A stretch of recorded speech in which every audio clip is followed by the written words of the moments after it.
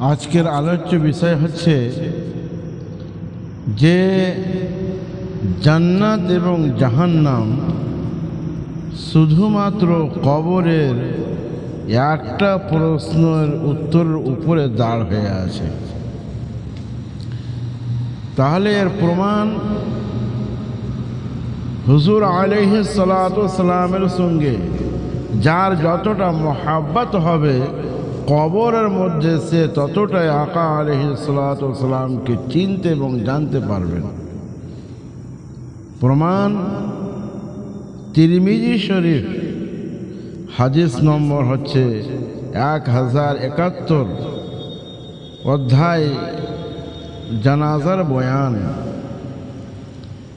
হযরত আবু হুরায়রা রাদিয়াল্লাহু তাআলা আনহু থেকে বর্ণিত আছে, তিনি বলেন রাসূলুল্লাহ সাল্লাল্লাহু তাআলা আলাইহি ওয়াসাল্লাম বলেন, যখন মাইয়িতকে কবরের মধ্যে রেখে দেওয়া হয় দুইজন ফেরেশতা এসে উপস্থিত হয়ে যান।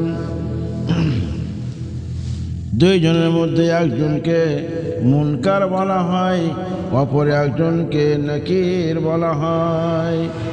দুইজন ফেরেশতা, তার আকৃতি খুব কালো হবে, চোখগুলো যেন নীল ধরনের হয়ে আছে, দেখে ভয়ঙ্কর লাগছে। মাইয়িতকে জিজ্ঞাসা করবে যে মা কুনতা তাকুলু ফি হাদার রাজুল, এই ব্যক্তির সম্পর্কে তুমি দুনিয়াতে কি বলছিলে বলো। তখন ওই ব্যক্তি বলবে যে ইনি হচ্ছেন আল্লাহর রাসূল।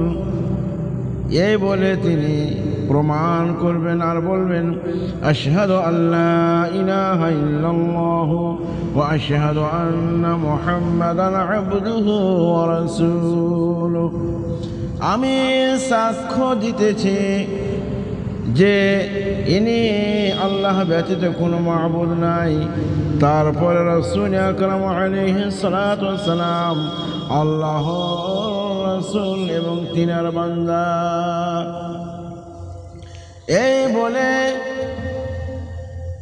যখন উত্তর প্রদান করে দিবে তখন ফেরেশতা বলবে যে ঠিক আছে, আমরা জানছিলাম যে তুমি এই কথাটারই উত্তর দিবে।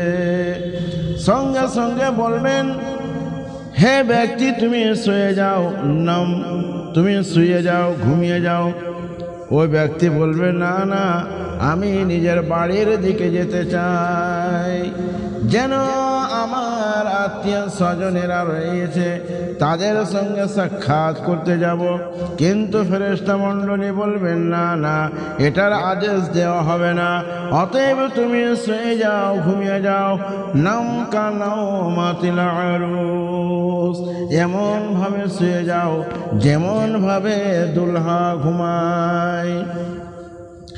আর ওই ব্যক্তি জায়গায় যে ব্যক্তি দুলহার একেবারে নিকটের লোক হয় ওই ব্যক্তি জাগিয়ে দিবে।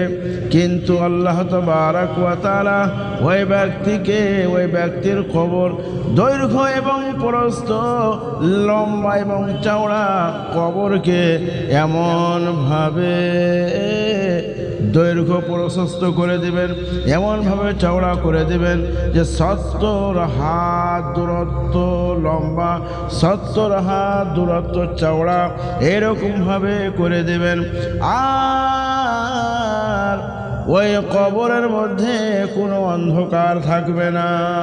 আল্লাহ পাক রব্বুল আলামিন কবরকে জোনাক করে দিবেন। আর যদি বান্দা মুনাফিক হয় তাদেরকে জিজ্ঞাসা করা হবে, বলো মা কুনতা তাকুলু ফি হাদার রাজুল, এই ব্যক্তির সম্পর্কে তুমি দুনিয়াতে কি বলছিলা। ফেরেশতা এই কথা বলবেন না যে তুমি কি বলছো, না, কি বলবেন যে দুনিয়াতে যতদিন বেঁচে থাকলে এই ব্যক্তির সম্পর্কে কি বলছিলা। প্রকাশ্যভাবে বোঝা যাচ্ছে হাদিসের কথায় যে রাসূল আকরাম আলাইহিস সালাতু ওয়াস সালাম ওই জায়গাতে উপস্থিত থাকবেন। কারণ হচ্ছে মা কুনতা তাকুলু ফি হাযার রাজুল, এই ব্যক্তির সম্পর্কে আরবি গ্রামার অনুযায়ী হাযা নিকটের জন্য ব্যবহার করা হয়। মুনাফিক কোনো উত্তর দিতে পারবে না, হতভম্ব হয়ে যাবে আর বলবে যে মানুষ যেমন বলছিল আমরাও তেমন বলছিলাম, আমরা জানি না, আফসোস, এরকমভাবে বলবে। তখন ফেরেশতা বলবেন যে হে কবরের মাটি, হে কবর, এই মানুষকে এমনভাবে দাবিয়ে দাও যে অঙ্গ প্রত্যঙ্গ ছিটকে যায়, কবর তাকে এরকমভাবে জড়িয়ে ধরে নেবে যে প্রত্যেকটা অঙ্গ প্রত্যঙ্গ ছুটে ছুটে পড়ে যাবে। এই রকম কষ্ট হবে। কাদের জন্য? মুনাফিকদের জন্য হবে। আর যারা রাসূল আকরাম আলাইহিস সালাতু ওয়াস সালামের সঙ্গে মহব্বত রাখবে, প্রেম রাখবে, তাদের জন্য কবরে কোনো ভয় হবে না। রাসূল আকরাম আলাইহিস সালাতু ওয়াস সালাম কবরের মধ্যে উপস্থিত থাকবেন। আর এই কবরে যদিও 3টা প্রশ্ন হয়, কিন্তু একটা প্রশ্নের উপরেই রেখেছে জান্নাত এবং জাহান্নাম। এই প্রশ্নের উত্তর সঠিক দিতে পারলে জান্নাতে প্রবেশ করবে, আর যদি সঠিক উত্তর না দিতে পারে তাহলে জাহান্নামের মধ্যে প্রবেশ করবে। অতএব শুনে নেন আপনারা সকলে, রাসূল আকরাম আলাইহিস সালাতু ওয়াস সালামের সঙ্গে সত্য মহব্বত করো, নবীকে ভালোবাসো, ইনশাআল্লাহ কবরে শান্তি পাবেন।